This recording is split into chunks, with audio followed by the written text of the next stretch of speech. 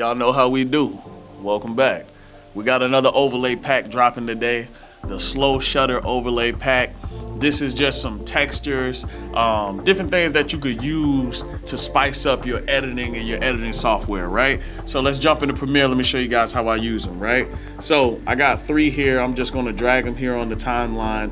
And as you can see, they're more or less like, if you want to add some textures, if you feel like your video is done, but it could just use just a little bit more spice, then this is a pack for you, right? Just some low shutter overlays that we can do. All we got to do is just drag it, drop, change the blend mode to screen, and then voila, we have exactly what we look at, right? So let's look at what that looks like. See how it just adds in some slight textures? Let's add in another one right now, right?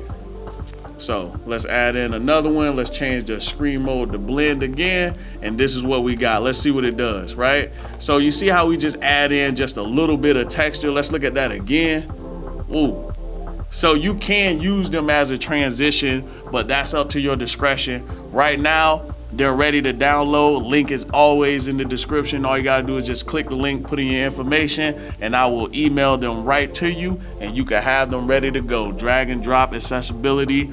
All you gotta do is just like, share, and comment if you found this helpful, so we could just pass on to the next person and keep, whoa, thought someone's crawling on me. Don't forget to like, comment, and subscribe. It really helps the channel out. Not only that, but it just helps the next person who needs these packs find them just a little bit more quicker. So I always appreciate everybody. Stay tuned. I'm always dropping free overlay packs, free transition packs every month. All you got to do is just stay tuned, baby. Holla at me, you heard me?